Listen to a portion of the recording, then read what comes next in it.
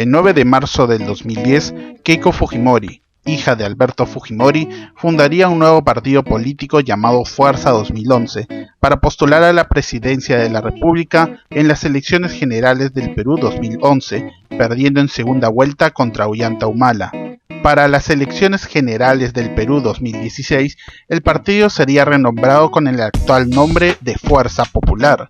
Sin embargo, la historia del partido va mucho más atrás, ya que Fuerza Popular es el resultado de la fusión de diferentes partidos fujimoristas que nacieron a través de los años. Esta es la historia de Fuerza Popular, primera parte.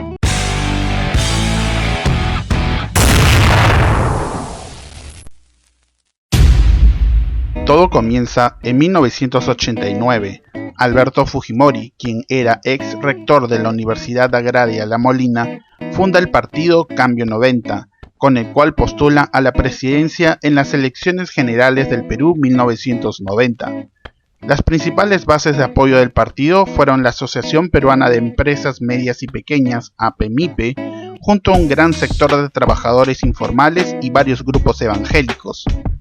En aquellas elecciones, el favorito era el escritor Mario Vargas Llosa, de la alianza política Fredemo, quienes eran los partidos Acción Popular, el Partido Popular Cristiano y el Movimiento Libertad. El segundo en las encuestas era Luis Alva Castro y el Partido Aprista Peruano. Sin embargo, Cambio 90 dio la sorpresa. Contra todo pronóstico, Alberto Fujimori pasaría a la segunda vuelta contra Mario Vargas Llosa, donde al final ganaría la presidencia. Mucho se ha hablado del repunte de Fujimori en esas elecciones. Muchos dicen que fue el mensaje anti-shock económico, algo que Mario Vargas Llosa decía que aplicaría para poner fin a la terrible crisis económica que vivía el Perú, algo que resulta irónico, pues al final Fujimori aplicaría el shock. Asimismo, Cambio 90 obtendría 14 de los 62 escaños para la Cámara de Senadores y 32 de los 180 escaños para la Cámara de Diputados, por lo cual no tendría mayoría en ninguna de las dos cámaras, repartidas entre el APRA, la Izquierda Unida, la Izquierda Socialista, pero sobre todo porque la mayoría de los escaños era de Fredemo en ambas cámaras. Esto terminaría luego del autogolpe del 5 de abril de 1992. Para las elecciones del CCD, el Congreso Constituyente Democrático, Fujimori fundaría otro movimiento llamado Nueva Mayoría, debido a que los partidarios de Cambio 90 no querían invitados al partido.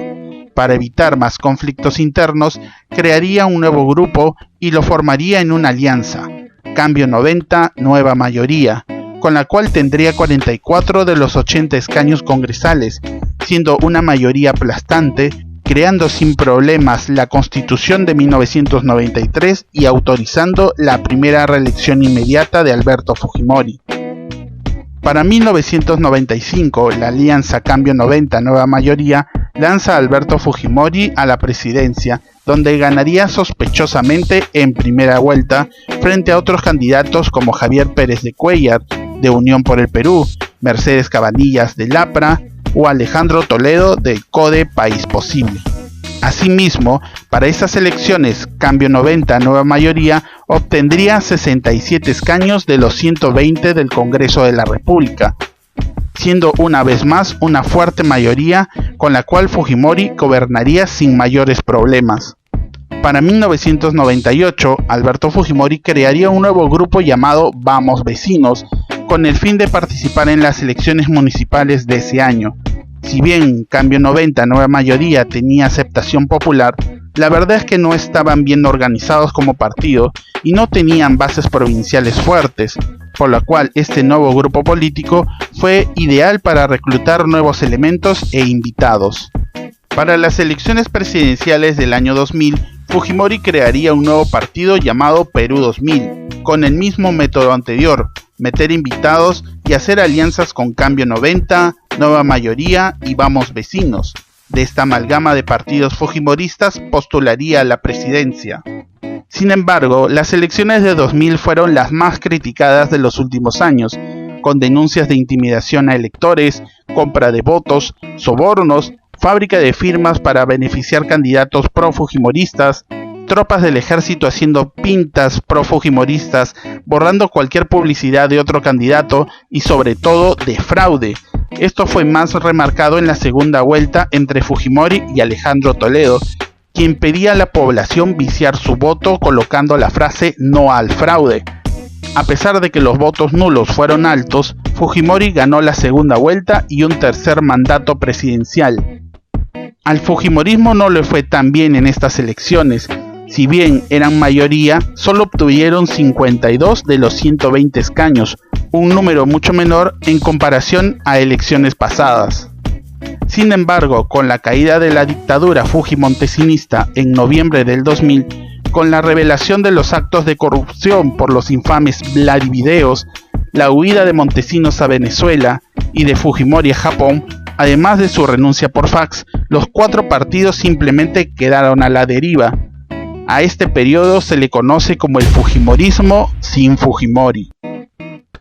Valentín Paniagua asume la presidencia del Perú y convoca elecciones generales para el año 2001.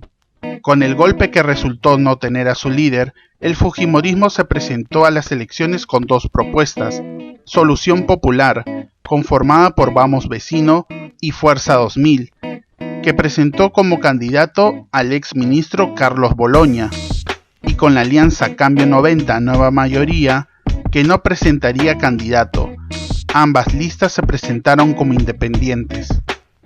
Durante esos años, los diferentes grupos fujimoristas vivieron entre peleas internas, sin un rumbo fijo y con la imagen destruida por los actos de corrupción de su líder Alberto Fujimori. Para las elecciones del año 2000, aún las agrupaciones fujimoristas estaban separadas en dos bandos. Vamos Vecino cambiaría su nombre a Si Cumple. Asimismo, Cambio 90 Nueva Mayoría se pasaría a llamar Alianza para el Futuro, llevando como candidata a la presidencia a Marta Chávez y a Keiko Fujimori encabezando la lista del Congreso. Si bien Marta Chávez solo alcanzó el 7.4% de votos válidos, es Keiko Fujimori quien se convirtió en la congresista más votada de la historia del país hasta ese entonces. Además, ingresarían algunos rostros conocidos del fujimorismo como Cecilia Chacón, Alejandro Aguinaga, Luisa María Cuculiza, Marta Hildebrand, Renzo Rayardo, Santiago Fujimori, Carlos Raffo y Marta Moyano. Sin embargo, no toda era felicidad, ya que entre los movimientos fujimoristas se formaron dos bandos, uno pro Alberto Fujimori, conformado por personas leales a su líder. Incluso muchos de ellos viajaron a Japón cuando Alberto Fujimori estaba autoexiliado. También fueron a visitarlo cuando estaba detenido en Chile y en su celda ya en el país. Esas visitas eran para recibir órdenes de cómo manejar el partido.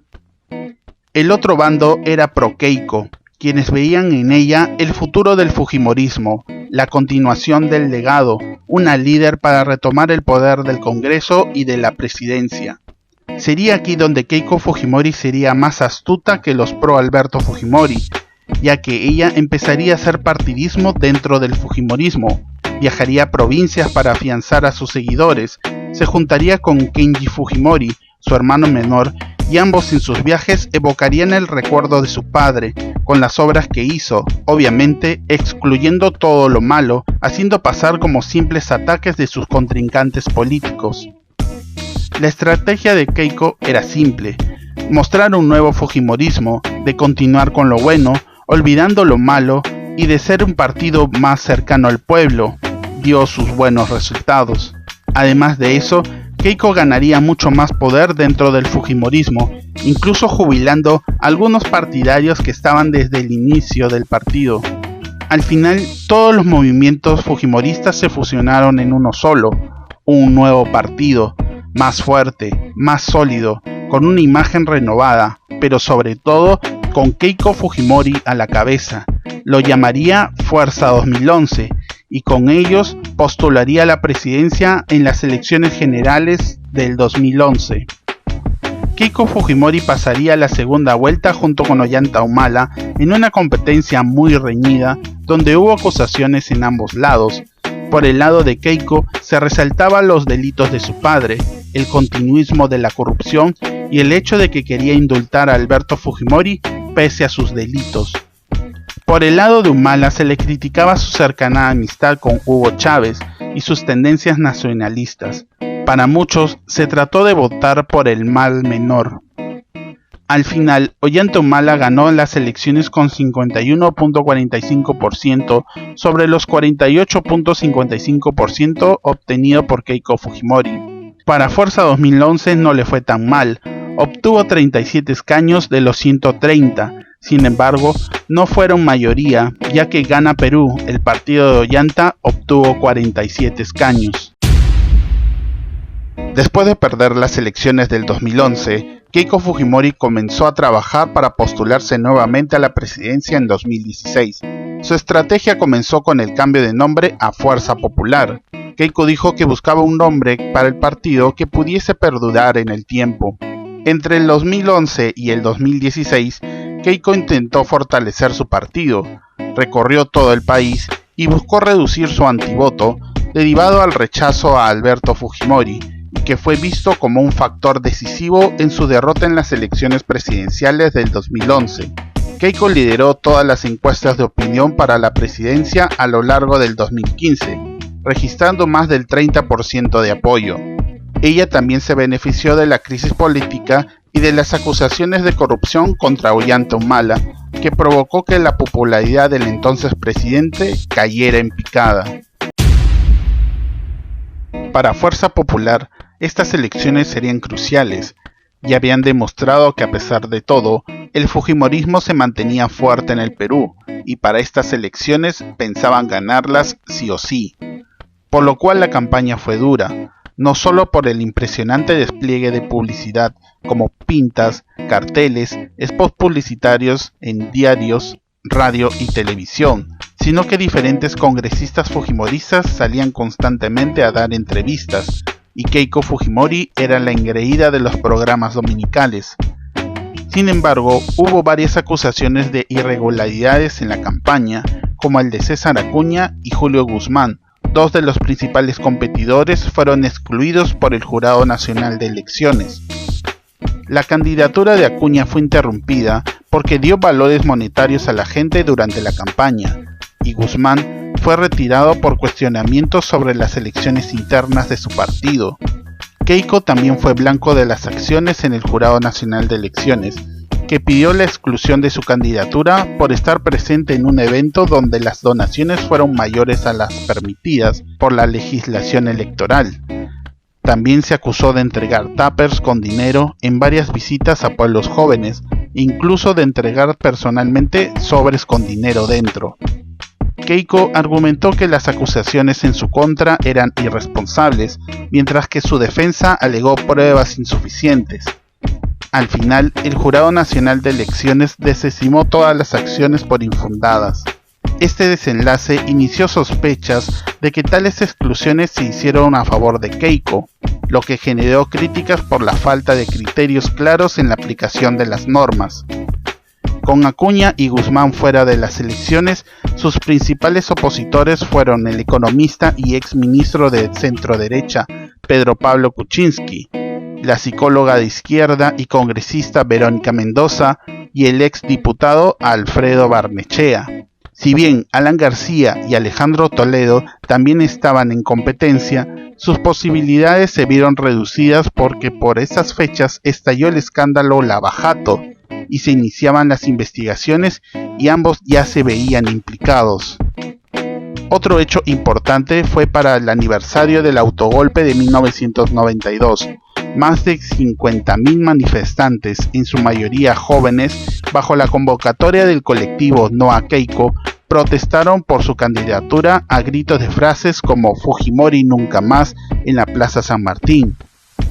El 9 de abril del 2016 se realizarían las elecciones dejando a Keiko Fujimori y a PPK para disputar una segunda vuelta. Es aquí donde Fuerza Popular obtuvo la mayoría absoluta en el Congreso, ganando 73 de los 130 curules disponibles. Para la campaña de la segunda vuelta, Keiko sufrió algunos contratiempos. A partir de mediados de mayo, los medios de comunicación revelaron que su principal ayudante, el congresista Joaquín Ramírez, estaba en investigaciones por la DEA bajo sospecha de blanqueamiento de capitales. La DEA descartó que estuviera investigando a Keiko, quien negó estar involucrada en el caso o haberle dado dinero a Ramírez. Sin embargo, su imagen comenzó a verse afectada. Asimismo, los fiscales anunciaron que investigaban sospechas de blanqueamiento de capitales y otras irregularidades en su campaña, a la que se consideró una víctima de la campaña de desprestigio y negó los cargos. A principios de junio, otra marcha organizada por movimientos sociales contra Keiko reunió a miles de personas en la capital del país y compartida masivamente en las redes sociales con el título de "No es odio, es amor al Perú". Según los institutos de investigación, esta segunda marcha fue definitiva para que los indecisos mostrasen su apoyo para PPK. Llegado el día de la segunda vuelta, Keiko y PPK estuvieron muy parejos. Solo 4 días después se declaró ganador a Pedro Pablo Kuczynski con el 50.12% de los votos válidos frente al 49.88% de Keiko. Keiko Fujimori perdería por segunda vez consecutiva las elecciones presidenciales. En declaraciones finales dijo que su partido haría una oposición vigilante y le deseó suerte al presidente electo. Es aquí donde se dice que Keiko Fujimori nunca reconoció su derrota y piensa que le robaron las elecciones, y donde se iniciarían años difíciles que hasta el día de hoy seguimos pagando las consecuencias. Hasta aquí el video de hoy. Si te gustó, dale like, compártelo con tus amigos, dale click a la campana para estar alerta cuando subamos nuevos videos. Somos la Banda Presidencial. Hasta la próxima.